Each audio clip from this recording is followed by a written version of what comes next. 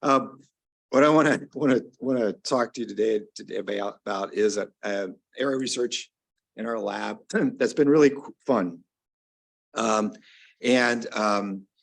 really fun, and has enabled us to do a lot of potentially different things that we would like to, potentially just what we can think of doing using both chemistry and biology. I want to start this. I had this thing for CellTAC.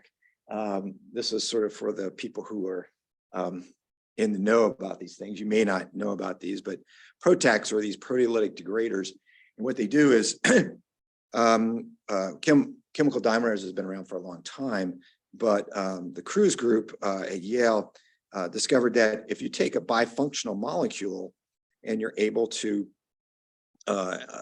connect it to a E3 ligase ubiquitinase, you can basically have these proteins come together, and then it will ubiquitate the protein that you're interested in, a specific protein, and then that will be degraded and removed. And so there's a bifunctionality to this, of taking advantage of the biology, this ligation reaction to remove and destroy proteins, not just inhibit them, but actually then destroy the protein. And because these, the cool thing about this is when we typically think of an inhibitor, of a protein, it's a stoichiometric 1-on-1. In this case, this is a catalytic mechanism, which you actually can have you don't have to have large doses of into the drug. It can, the theory is that it can catalyze the reaction and go from destroy one molecule protein after another by this mechanism. Now, this has proved to be extremely useful, both from chemical biology approach and use for tools, but it's now moved into the clinic, and there are a number of drugs now in phase 2 trials that have these kinds of formations.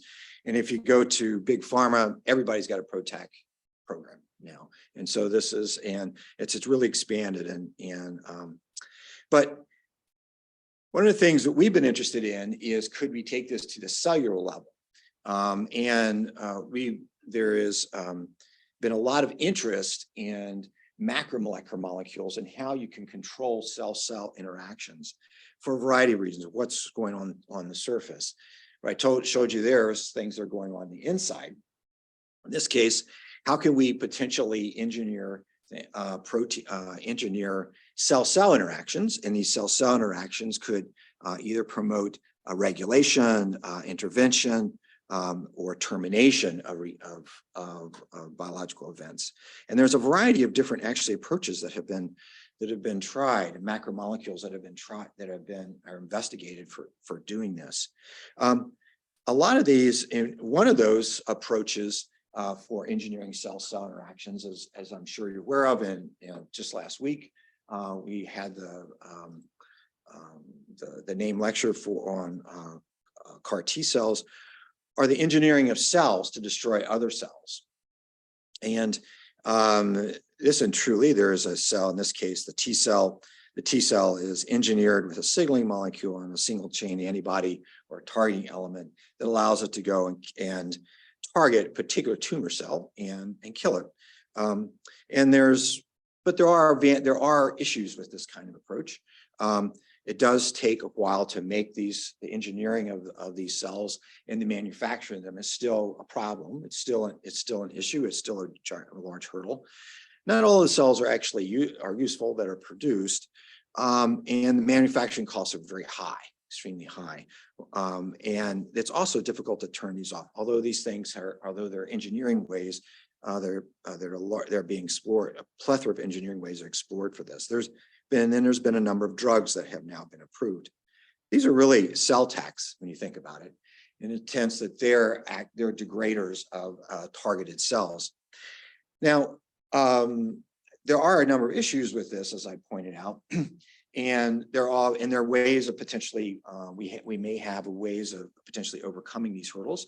But as chemists, we thought, could we do this or could we look at this from the standpoint of engineering the surface, using chemistry to engineer the surface to do that?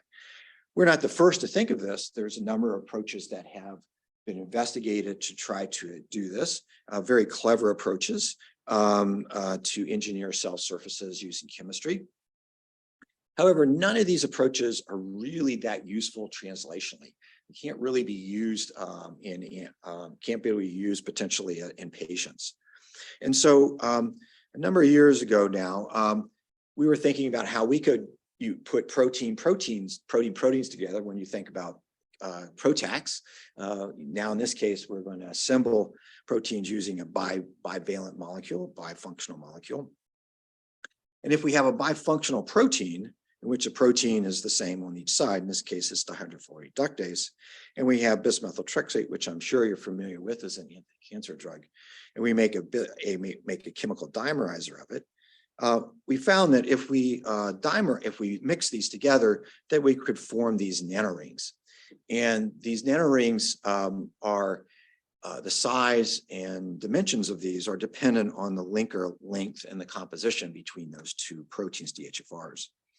Now, using, of course, recombinant DNA technology, we can append onto to this central core a targeting ligand, and that targeting ligand would allow us to use this as a scaffold to array a set of potential ligands. Now, there's been a lot of work. It turns out that these are nanoparticles, and so when we first we saw these, we now become nanotechnologists. We jumped to that. And the interesting thing about this, most nanoparticles are three-dimensional. The interesting thing about these nanoparticles is they're almost exactly two-dimensional because they're about 20 nanometers in diameter, but they're only about 5 to 6 nanometers in width. So it's sort of like a bicycle tire with spokes sticking out of it. And so each of the ligands, as like with my hand, each of my fingers is able to have equal access to the surface of the membrane. And this is just an AFM, and you can see the array of those rings. The other thing about this is that when we got a crystal structure of the dimerized protein, we discovered that we have this C2 symmetry. It's a very nice sort of symmetrical. And there's an induced set of protein-protein interactions that we calculated contributed about 3 kilocalories of binding energy to the dimerization process. What this means is it's very, very stable dimerization. And so this is a very stable and it turns out that the rings can be diluted down to femtomolar amounts, and you still have stable rings. That's important because they're going to use them in biology. If they become dilute, they're non-covalent, they could easily just dissolve because of they're non-covalent. However, because they're linked, because they're circular and they're fairly rigid, if they come apart, the effective molarity is extremely high, and so they remain stable and they can essentially come back together. So we spent some time studying those, and then we got what their behavior was, and we got this idea is that if we have these octamers, what I showed you is an octamer. If we have an octamer, if we mix a 1-to-1 ratio, a one monomer to another, in which one monomer binds to, for example, CD3, one monomer binds to an antigen that's often on cancer cells, endothelial cancer cells, EbCAM. If we mix those, we would get bispecific rings. Now we can't control exactly where they are. We're not that far along yet, but if we realize stochastically, if you do the math, 99.9% of them would be bispecific. There would be a stochastic number, 4 to 4, 5 to 3, but you'd have this array. Everything would be bispecific, and you'd have multivalency. This would allow us to add these now to T cells because you have this multivalency, and specifically, we could functionalize those T cells. And functionalize these T cells. And because of the avidity interactions, there would be very high affinity to the cell, its surface. And therefore, we refer to these as prosthetic antigen receptors because we're adding basically a prosthesis to the cell. So it's much like a CAR T cell, but chimeric. In this case, we're adding this prosthesis to the cell, and it's added to that surface. That would allow us to then target, use those because they're bispecific, to then target to a cancer cell and kill it. A nice feature of this, a really nice feature of this, is we could use trimethoprim, we've shown, which is competes for that same site as methotrexate and is an FDA-approved drug, and it's almost 100% orally bioavailable, and it's brain penetrant as well. To disassemble these and remove these from that surface and remove them from the surface, and it allows us the ability to functionalize the surface and also then remove them from the surface. So we have a switch, a chemical switch. Now we could make these. Here's some SEC size exclusion chromatography, and you can see these are the two monomers. When you mix them and form them, you get this typically large ring, which is a large molecular weight, typifying what we see for the octamer. And you can analyze this. This is dynamic light scattering, and you have actually pretty clean. It's around 16. Very tight, about 16. Hydrodynamic radius is about 16 nanometers. And this is some cryo-TEM, just to show you what that we are making these rings. Now, the surface stability I told you was important. And so we have shown that if you go on T cells, that in fact, when you modify T cells, that they're stable on the surface for days. And so we can go back in a competition assay and they're still there for days. The cells eventually start dividing and you start losing, dilute it off that surface. And then we can use our trimethoprim trick to remove them from that surface at doses that are clinically relevant in the blood that people use. So that shows that we can do that. Now, when we functionalize, so in this case, what we wanted to look at is how well do they actually potentially end up killing. What I have here is just a little movie. These are glioma cells, which do not express ABCAM. These are breast cancer cells, actually MCF7 cells. It's a co-culture, and those express ABCAM. They have a lot of ABCAM. And then if you see these little wiggly guys, these are our T cells. They're moving around, sampling all the surfaces. Like little kids, just touching everything, but they don't, but they don't do anything because they're not functionalized. And so if we functionalize those cells, I want you to pay attention down here at the bottom, very bottom here. The T cells are now all over. They don't touch the glioma cells, but they're all over those breast cancer cells. And what you find is that the cells are going right into apoptosis very quickly. If you look up here at this corner, there's a cell that's divided. T cells are attracted and all over it, and they're dead. And so what you find throughout this is that the T cell we can selectively kill the antigen specific based on antigen and antigen specificity, because only the EBCAM cells are killed and the glioma cells are not. Now the nice thing about this is that because this is modular system, and I'm not going to speak too much to this, but this allows us to, if we vary the ratio, say I had 4 to 4 or 1 to 1, 4 to 4, I can vary the ratio. And what I can do is I can vary the valency of the ring. And so I can have it skewed where it wants to bind mainly the T cell first, or I can have it skew where it only wants to bind to the tumor cell first. And so I can look at the effect then, I can look at the effect of targeting T cells and then have them go after the tumor, or targeting the tumor and then have the T cells interact with the T cell. And this has proved to be very interesting. And also it follows a really good set of rules in which you have in which that avidity and affinity is dependent with a particular cell type on binding affinity, valency, and the antigen, the amount of antigen that's on the surface. And we've been able to actually empirically come up with a way of analyzing that. And you can observe whether that's effect. In this particular case where we're targeting EGFR, there actually wasn't much of a difference between the valence. However, this is in 2D, and then later in 3D you might see. But that's just to show you that we can do that. Now we wanted to see if these were useful in animals. Would they survive? What were their potential? They're interesting, but if they're ever going to be used for anything, we've got to show that they're also useful in vivo. And so the models that we have used is a typical one. It's used in CAR T cells. It's used in bispecifics. It's used in NSG mice, which are T cell, B cell, NK cell, do not express T cells, B cells, or NK cells. And then orthotopically implant the tumor, in this case MCF7 cells, into the mammary fat pad, and then give the T cells, in this case PBMCs, human PBMCs later. Monitor them until their growth. And in the early days, what we did is we actually treated these like CAR T cells. We modified the PBMCs first and then injected them. And then later we realized need to add more of our rings, like a drug, to rearm those T cells so that they could be functional. And what we found is these are the controls. We injected the T cells that are modified, and then each one of these is every 2 days, we would add another injection of 1 mg per kg of the rings.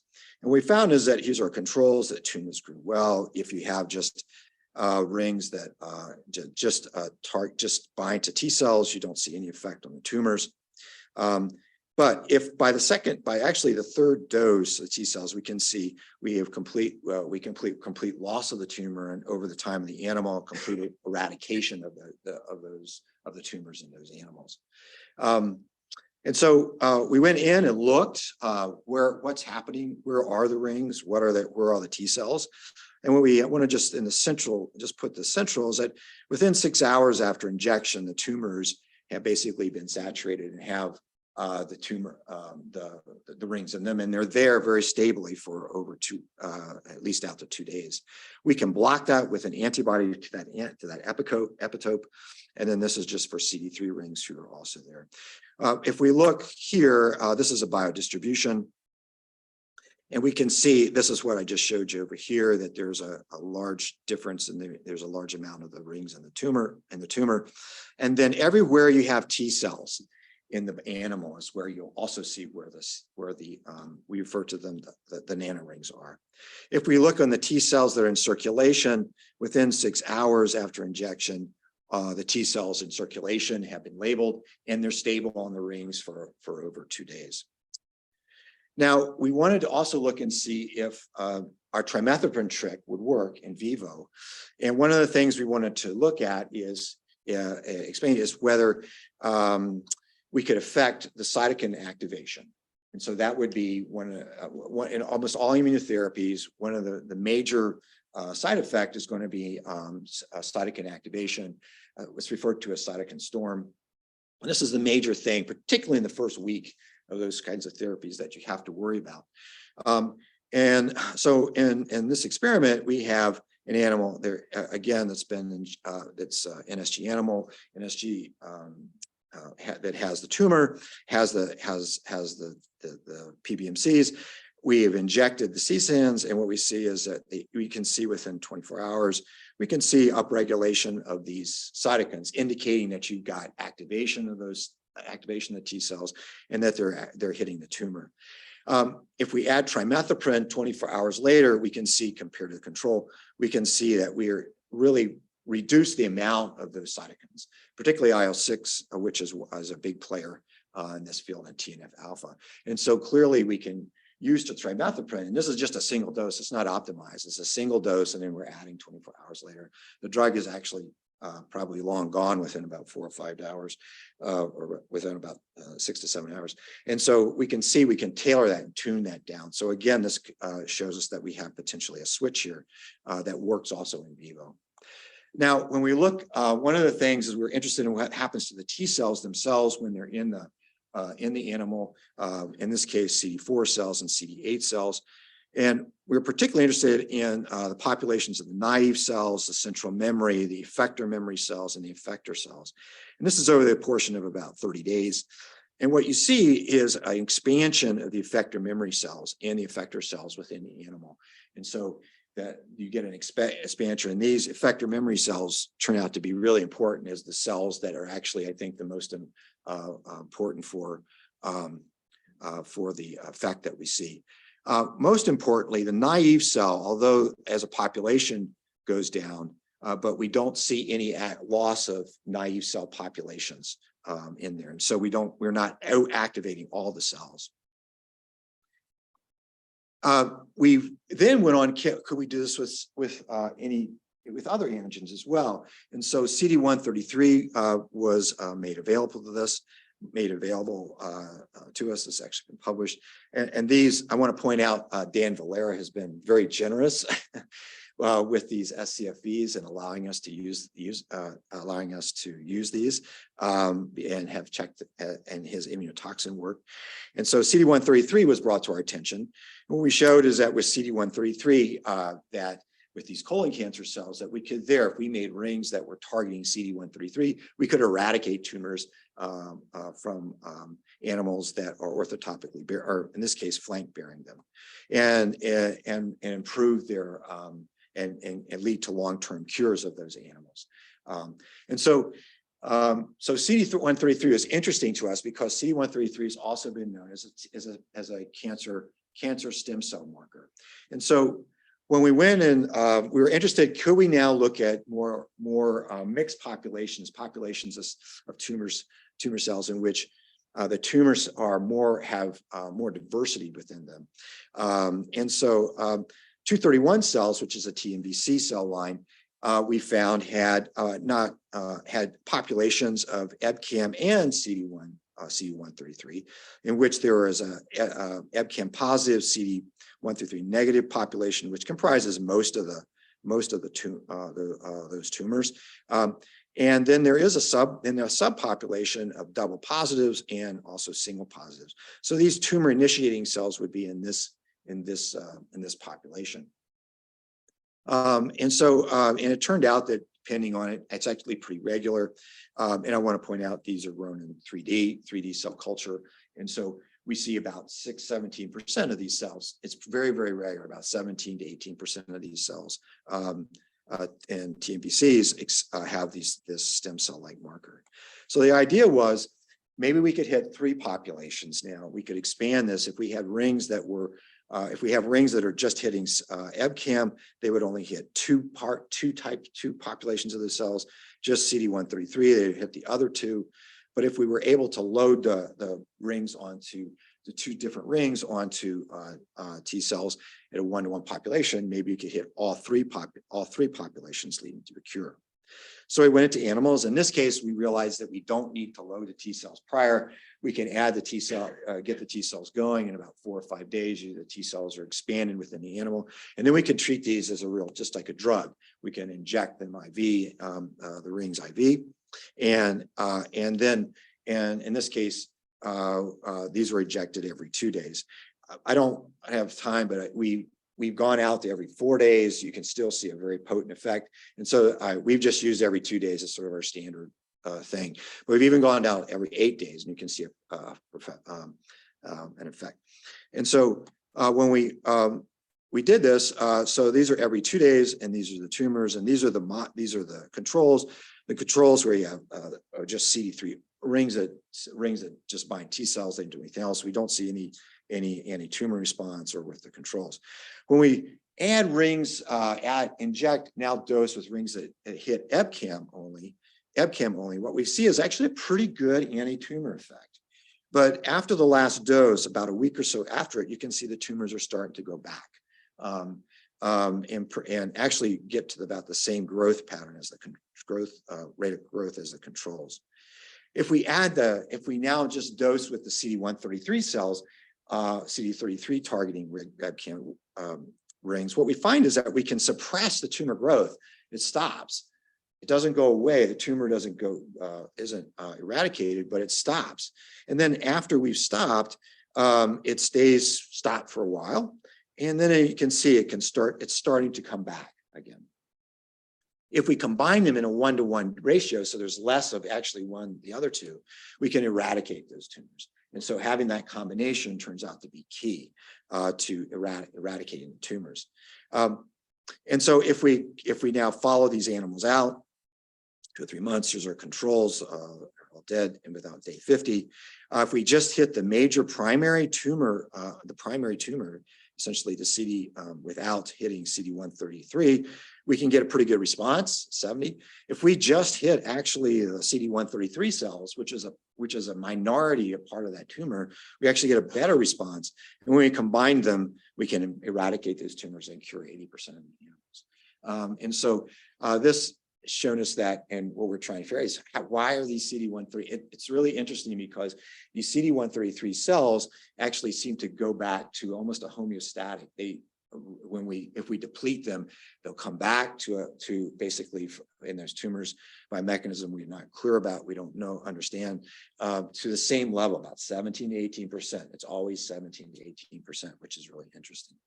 So we've looked at a number of different antigens, and one of those antigens that popped up in our list was a checkpoint, an immune checkpoint molecule, B7H3. Now, the reason that this is so interesting is that when we look at all tumors of all except for AML and all, when you look at all tumors, this antigen is expressed on all tumors. It's been shown to express on all tumors. When you look at, these are panels, of course, of tissue samples, and this was really striking. The level, the fact that across all these tumors. So what's happened is this became rather, it's stimulated interest in this being a really interesting almost like a pan tumor antigen. The other interesting thing about B7H3 is it's not expressed or expressed almost very little by normal tissues. The expression levels that you see are actually intracellular. If you see that, but you don't see any expression on the surface, or very little, if any, expression on the surface. So this is a really interesting antigen. And so we looked in the literature, and there was about three different types of B7H3. There's SCFV and alpha-body, and so we tested those, and we chose to look at an SCFV and make nanorings out of that. And what we showed is that, in fact, this is in 3D cell culture, is that these B7H3 rings, in the green, in the red is the T cells that have been labeled. This is a section through this spheroid. This spheroid is a medulloblastoma, is from a medulloblastoma cell line. And if the rings are if you just have them binding to CD3, you don't see any invasion or any cell killing of those spheroids. But if they're bispecific, you can see really early on, you can start to see T cells have migrated in, and then by 2 hours, it's full of T cells, and these spheroids go on to be destroyed. Okay, I think, yeah, skip here. So we went into animals with this, and this was done in collaboration with Dave Lars-Vatter's lab, because we didn't know anything about how to do orthotopic tumor implantations in the brain, and this is not an easy thing to do. This is technically a challenging thing.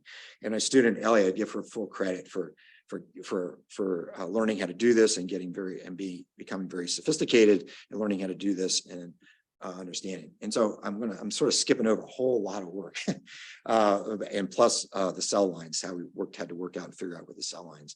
But what we found is that the rings actually have a very profound anti-tumor effect on the medulloblastoma. Now, what this was surprising just because we just sort of went.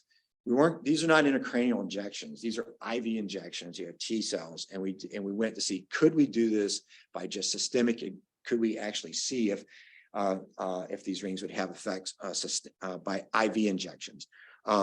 Most things for bispecifics that have been tried in the brain have to be injected directly into the brain because they can't get past the blood-brain barrier. There's in fact no bispecific that can get past the blood-brain barrier. And so this was really, and so would it be possible to do this? And we saw this, we actually had a very significant effect on the medulloblastoma. And when we went and looked in the animals, what we found is, these are our controls, is that if we have PBS, we don't see, this would be the amount of the rings in the cells, and then these are the amount of the cells, the medulloblastoma. We see lots of the tumors are there. If we have rings that just target B7H3, there's no rings in those tumors. But if we have bispecific rings and the T cells, what we find is that the amount of tumor has been dramatically reduced, and the amount of rings has been greatly increased. And systemically, what we find is that, in fact, we see T cells again, which have that ring, as I showed you before. T cells are in circulation, which have that on their surface, the bispecific in the ring. This has led us to think then that, and then if we go and we look at the T cells within those tumors, what we find is intracranially is that when we have the bispecific, both CD8 and CD4 cells are there. As we really greatly increase the amount of CD4 and CD8 cells that are in there. And we see also an expansion of the CD4 and CD8 populations, as I showed you before. So this has led us to think that and to start looking at, we may not, neither the rings, but what you go in and you see some T cells that are in those tumors. And so it's led us to think that the T cells are coming in and going out. In other words, there is a circulation. It's known their T cells will get into the CNS, so we're going to bring, but they're not spending any time there. But if they're given a reason to spend time, if they're loaded with these nanorings, they'll go in, extravagate into the tumor, and then they'll do stuff, and then they'll accumulate within that tumor. So our hypothesis is that we're sort of changing the kinetics, that residence time over time within that, and so overcoming that blood-brain barrier. So one of the issues that has come up in all sort of bispecific approaches is the fact that you usually have a high antigen expression on your tumor, or you're looking for a differential. And this is always verse, you're always playing this game with a healthy tumor, with healthy tissue, which usually has a lower amount of that antigen. And you're playing this game of trying to hit the tumor while not hitting the healthy tissue. And so we would have a similar, as there's no difference in ours. And so you want to eliminate this. You don't want to have this side effect of hitting healthy tissue. And so this on-target off-tumor toxicity is an issue with any bispecific. Now we have the potential of modifying this by using affinity avidity modulation, because we can change that valency of the two in the rings. But we also thought, could we have a potential way of developing basically a pro-drug approach, or a pro-CSANS approach. Now, the way we thought about this is that in this case, this is for PSMA, this is for breast cancer, and we're using here a nanobody. We really like nanobodies, and we're switching into using antibodies for a variety of reasons. And the idea would be is that you would have a blocker or a masking group on that nanobody at the binding element, which is where it binds. You'd mix it, form rings now that are pro-CSANS, in which part of that targeting element has been blocked. You get T cell engagement. If it's in the vicinity of the healthy cell, it does not engage that healthy cell. But in the environment of the tumor, because there are MMP2, MMP9, these metalloproteases that are there, that are excreted within that in the tumor, you would have tumor engagement. These would be cleaved off, select specifically, and then you would be able to get selected tumor engagement. And so we refer to this as a pro-CSANS type approach. Now, nice idea. How would we do this? Well, it turns out the nanobodies that I have a picture of here, but the nanobodies are basically is the variable heavy chain, that one part of that variable heavy chain of SCFE. And we have this molecule in the lab, which actually Dan mentioned, hints. And we played around with this molecule for many years, and we know we can monomerize this, and it's actually structurally fine, similar. And it also, we realized, looks like a little hat, doesn't it? That if we connected it, it would to the N-terminus, that it would fit and mask that variable region. In addition, it would have catalytic activity, so we could actually use that as a potential way of monitoring the existence of the prodrug of the pro-CSANS.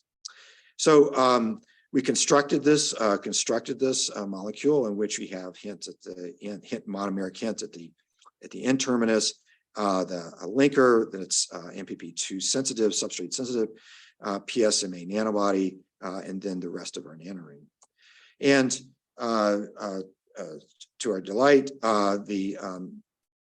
when we constructed this, we can see here, this is with MMP2, that we get conversion actually fairly nice. This is dependent also on the amount of enzyme that you have, the conversion to the unmasked, masked to the unmasked. An interesting thing here is that we don't see any of the hint, which leads us to believe that the hint is actually being chewed up and reduced, and after it's released, it's actually being destroyed, which is actually a nice feature because it's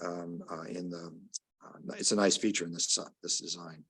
The plasma, in human plasma, we get, this is in gel Western blot analysis, we can see that it's stable. And so we don't, there's, that the hint is stable and this construct is stable over time, out to at least 2 days. And then if we look at this, if we look at the potential anti-tumor effect, now this is in vitro, what we see is that the blocked one, the masked one, has much less activity, much less activity over 72 hours than the unmasked one.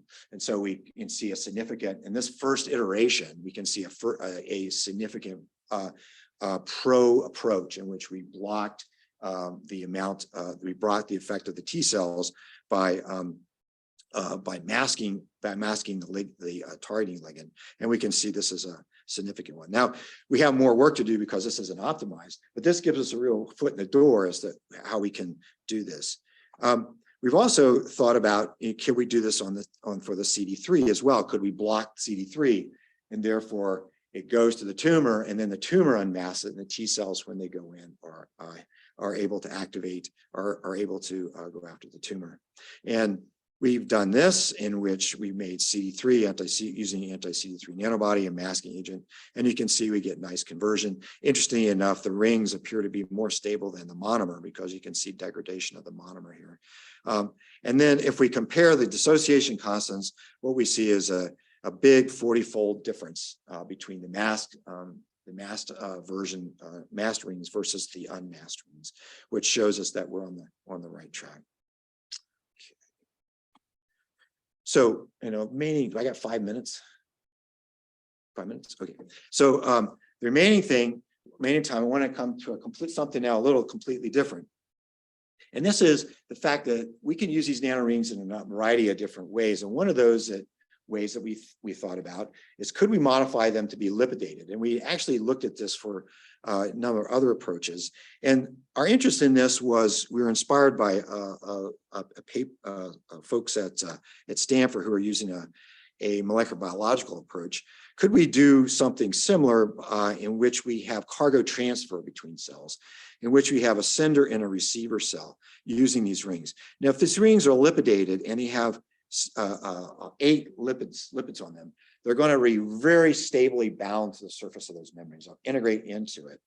If they have a ligand that binds to a receptor that's an internalizing receptor, then what you might be able to see is one ring. You would have a sender cell that's loaded with basically the message, the rings. The receptor would interact, and because those are non-covalently bound to the membrane, and this is an energetic process, they would rip these out of the cell and internalize them. So we'd have a sender cell and a receiver cell. This is actually a natural process in which membranes are actually bitten off, called trogocytosis. I didn't know anything about it until we started this. But immune cells actually interact with each other, and they basically bite off pieces of themselves, taking pieces, called this trogocytosis. And so we wanted to see if we could do this. Could we do this with just using our nanorings artificially? And so the lipid we chose, and this is in collaboration with Mark DeStefano's lab, is to functionalize these with CBA, which is a tag that allows us to farnesylate these using prenyl transferase or general transferase. And we can put these lipid tags on there, which our nature uses to associate proteins with membranes. And so We made those rings. They're not, we made those rings. I don't have time to show you what they look like or anything, but they're surprisingly, they don't precipitate. They have this lipid on the surface and they well behaved. If we have rings, and what I want to show is look at this. So these, the way I want you to read this is this pink here are cells that have rings on them. The green are cells that don't have rings. And so you mix them. And what you see over time, if the rings are not, if the cells don't have that binder on their surface, that receptor on their surface, you don't see any transfer. But what we see is the orange is the transfer. What we see is if we have, for example, if we use EGFR, within minutes, the cells have, the rings have been transferred from the sender cell to the receiver cell, and complete transfer. I want to point out that we haven't really significantly depleted the amount of rings actually you can use that's on the sender cell. And so this means you can get repeated interactions with one cell to another cell because you don't give up everything that's on the surface on that cell. If you look, we can compete that off with rings. We can compete that and stop that process. So it clearly is dependent on the receptor. And in addition, this is I think really interesting, is that we show here. So this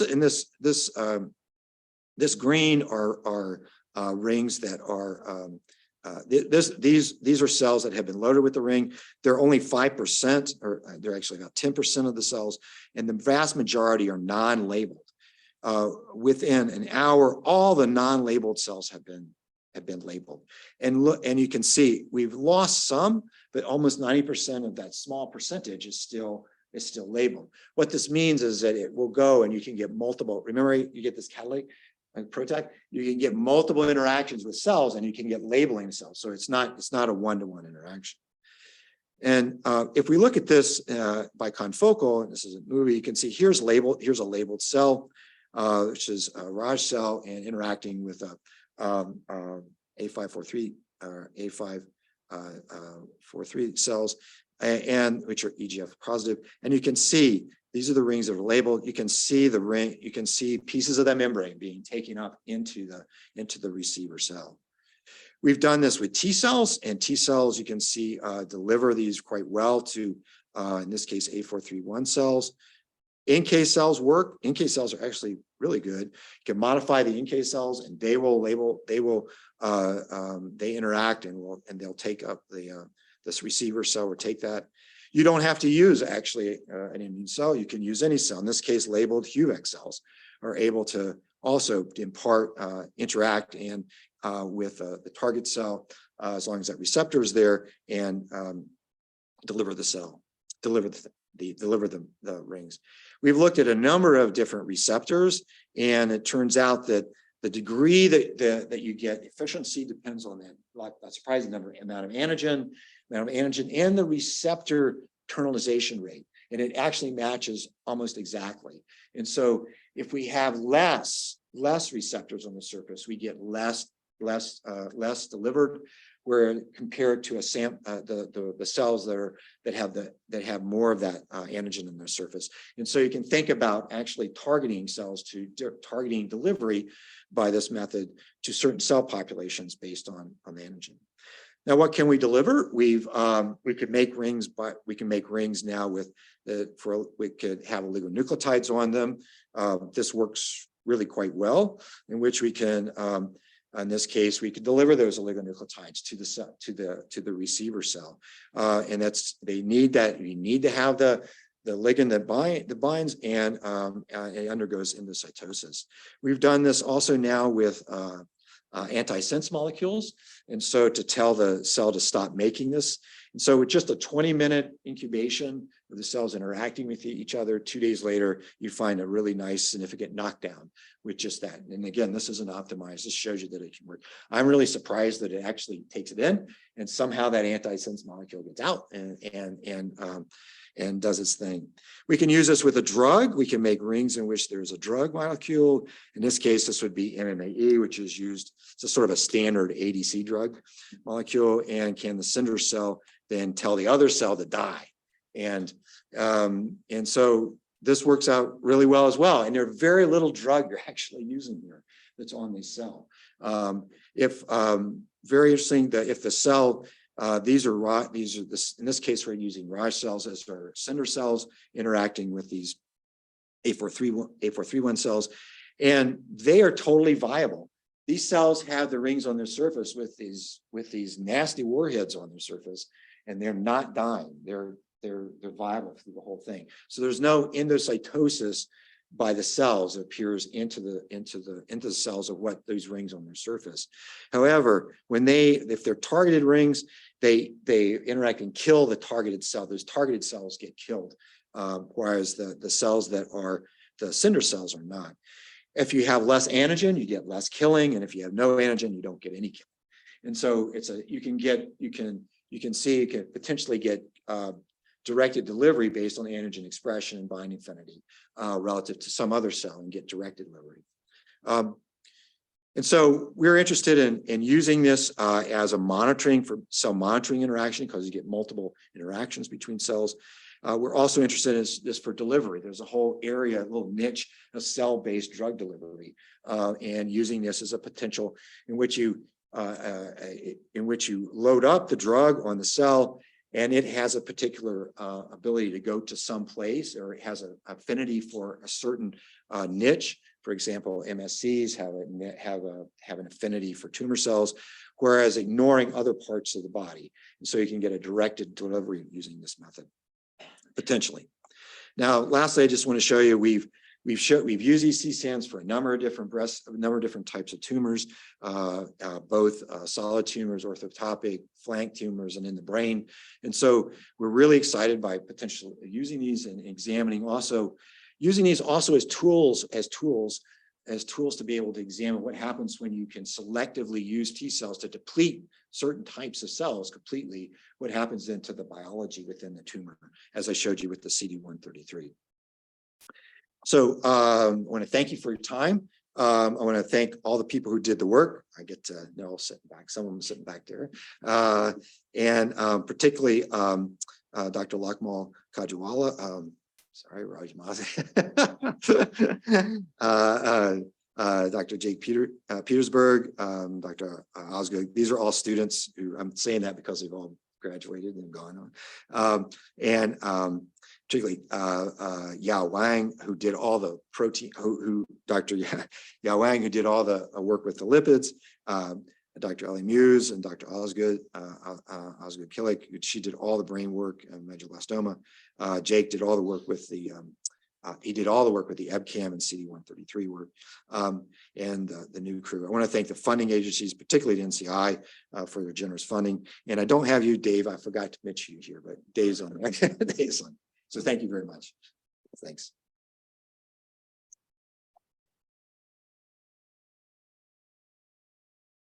I have microphones for folks for questions.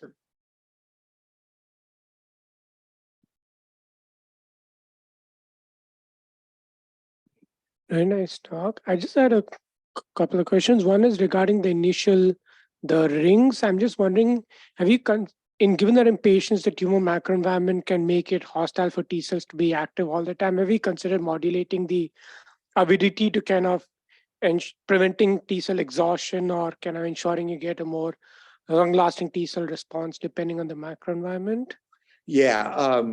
Yeah, we can. There's two ways to think about that. One is using the Pro approach, because it would be in the tumor. That's kind of a popular method right now that people are using for pro antibody based approach. The other one is we can change what we've shown is that you can change the amount of CD3, the ratio of CD3 to your ligand, and get high affinity with a low T cell interaction, and that works. That works well. We haven't really seen exhaustion, at least in the animal models. I don't know clinically whether that would be, because we keep getting the cells are still pretty active even after 3 months. So we haven't seen that in the animals. But one of the reasons you think about it is that we're not dependent on a specific type of T cell. Like in a CAR T cell, you've got that population, and that can be exhausted, right? In this case, the rings, when they go in the next time, the dosage, they go into any T cell that, there's not a T cells that, it's going to go to T cells that haven't been labeled yet, right? And so you have essentially this population of T cells that are there. So you can always potentially access, other populate, so there may be a small population exhausted, but you're not dependent on that because you can do that. Last quick, second question is regarding the last part of the talk. Have you considered using phagocytosis to specifically target cancer cells based on differences in lipid composition? Is any way? No, haven't done it. It's an interesting idea. Okay. It's interesting. So that was super interesting, Rick. For the last part, just so I understand this correctly, the cell-to-cell delivery part, you sort of show the CSAN getting ripped out of the donor cell, Right. but is it possible it's more like I don't know, some kind of vesicle trafficking? Like, is that energetically reasonable way for the transfer of the CSAN to happen? I mean, like goes to like EVs or something. Or even exosomes, Yeah, or exosomes. exosomes, what's really happening, do you think, for the delivery mechanism?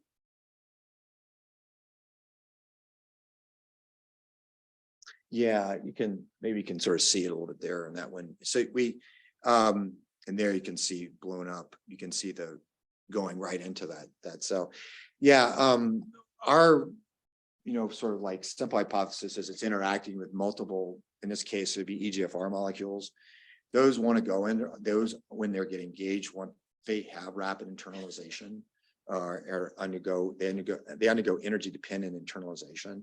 In that process, they're just ripping that right out because there is an energy dependence to it, but it's on the receptor side. It's not on the CSAN side.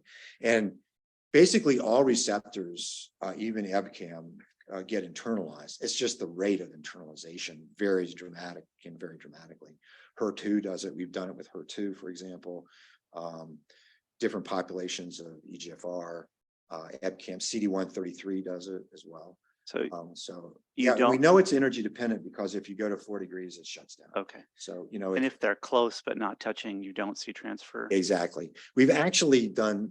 We can find a level in which the cells, the interaction between the cells, they're populated with the rings. I don't have that data here, but they're populated with the rings. But the interaction with the other cell is so slight, it doesn't affect its normal interactions. But what you get is it's like brushes up, it interacts, there's a labeling, it pulls off, but it doesn't affect that interaction. And so we don't see any induced cell-cell interactions. Yeah. You know what I mean? Yeah. You find the right, turns out it's somewhere around 300 nanomolar. You just don't see it. But those cells have give 100, give complete labeling when they interact with those cells. We actually wanted that because if we're going to use this potentially as a labeling method to see cells move through a tissue or move through a spheroid or something, we don't want them having artifactual interactions that are going to change what their behavior is. So yeah. And have you reconsidered making CSANs that would work in syngeneic mouse models? Tact immune system. Yeah, we like to have. The problem is the CD3 that we have, and the CD3 that we have is has extremely low barrier. It does not activate. It has a very low activation potential of all the anti-CD3s, and that's what we wanted. We didn't want something in it. The problem, that antibody does not bind to either cynos or mouse. And so recently what we've done is we are switching. We found an antibody after a little work that binds to the T cell receptor, that constant region. That does bind to, I don't think it binds to mouse, but does it have a shark? I don't think it binds to, but does bind to cynos. And so it allows us to potentially at least do cytotox work with that, the cynos. And that we just saw in the last 2 weeks works pretty well. Looks very similar to the CD3. So we're actually thinking of switching the whole lab over to these these anti-T cell receptor ones because for those reasons. And because it's a nanobody, it's just easier to work with than SCFEs.